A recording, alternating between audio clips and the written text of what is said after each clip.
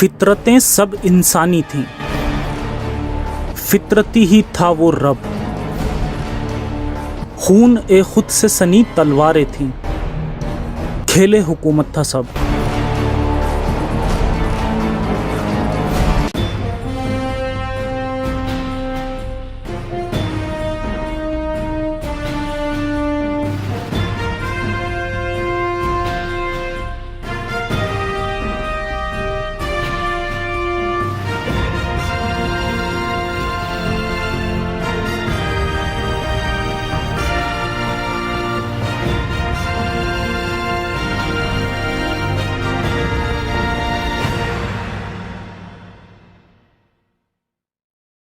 क्या वजह है कि हर साल मुहर्रम को शिया मुसलमान मातम करते हैं और अपना खून बहाते हैं? असल में ये वो वाक़या है जिसमें मोहम्मद साहब के मरने के बाद उनके प्यारे सहाबा यानी उनके साथी आपस में बुरी तरह लड़े खलीफा बनने के लिए।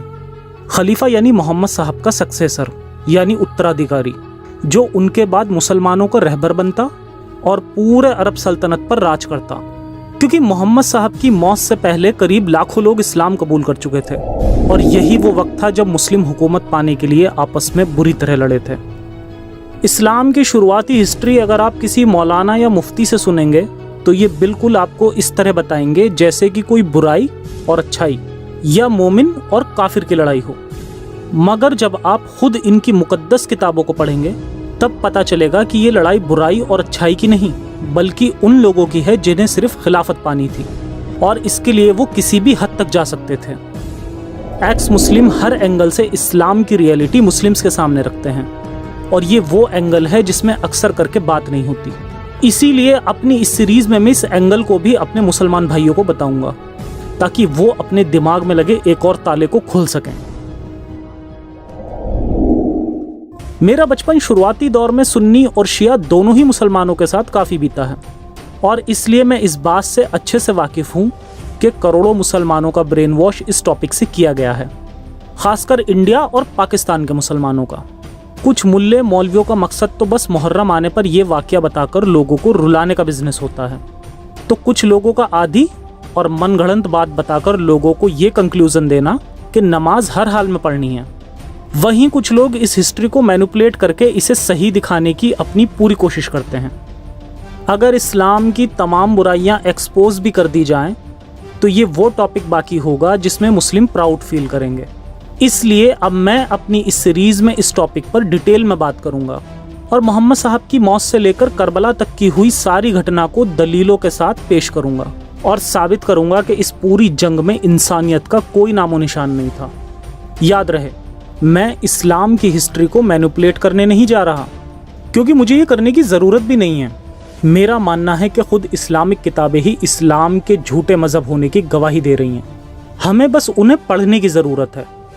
ना ही मेरा इंटेंशन किसी भी तरह से शिया और सुन्नी लोगों के बीच की दरार को गहरा करना है, बल्कि मेरा मकसद इनके बीच यूनिटी लाना है और इन्हें बताना है कि आप दोनों की ही बुनियाद खोखली है।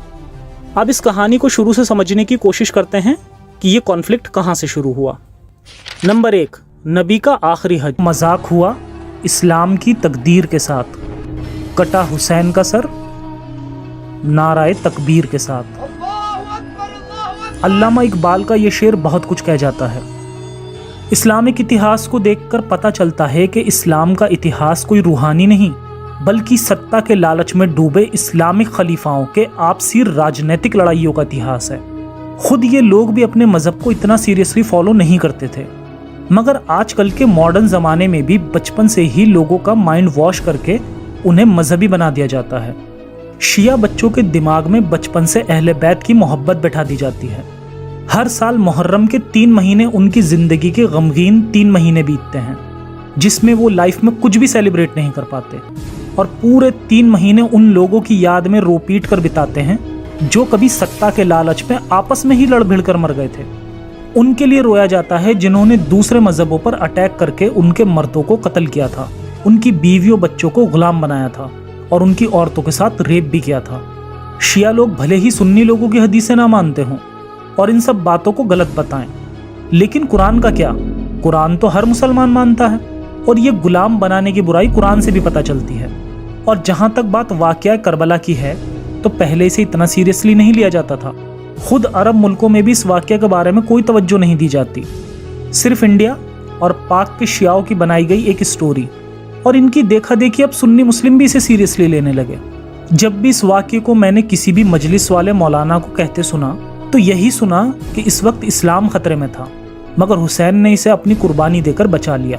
मगर जब आप इनकी मुकद्दस किताबों को पढ़ते हैं तो पता चलता है कि ये सभी जंगें खिलाफत के लालच में लड़ी गईं, ना कि इस्लाम को बचाने के लिए। इतना ही नहीं, उसके कुछ ही सालों बाद मक्का, मदीना और काबे पर हमले किए गए थे, और हुसैन की मज़ार को भी कितनी ही बार खुद मुस्लिम हुक्मरानों ने ही तुड़वा दिया था। ये कबीलों की जंगें यूं ही चलती रहीं और मज़हब के नाम पर खून भी यूं ही बहता रहा। और आज हमसे कहा जाता है कि इस्लाम तो अमन और चैन का मज़हब है। तो ये था इस सीरीज़ खिलाफत का खूनी खेल का लास्ट एपिसोड। इस सीरीज़ के सभी एपिसोड में हमने मोहम्मद साहब की मौत के बाद से लेकर करबला और उसके बाद के इतिहास को इस्लामिक किताबों से समझा। अब आगे इस सीरीज़ पर मैं Q&A वीडियो लाऊंगा, जिसमें इस खिलाफत इतिहास से रिलेटेड आपके सवाल लिए जाएंगे। जैसे काफ़ी लोगों ने पहली वीडियो में ये कमेंट करा था कि रसूल तो उम्मी यानी अनपढ़ थे, तो मरते वक्त वसीयत कैसे लिख सकते थे। हालांकि रसूल उम्मी थे या नहीं, उस बात को मैं पहले ही अपनी एक वीडियो के थ्रू एक्सपोज कर चुका हूँ। आप लोग अपने सवाल #खिलाफत कीवर्ड के साथ किसी भी खिलाफत वीडियो के कमेंट सेक्शन में अपने सवाल पूछें, और अगर वीडियो लायक सवाल हुए तो बहुत जल्दी इस पर Q&A वीडियो लेकर मिलेंगे। तब तक के लिए सुरक्षित रहें और अपना और अपनों का ख्याल रखें, पाखंड और कट्टरता से बचें और आज़ाद ख्याल बनें। जय हिंद, साइंस हाफिज़।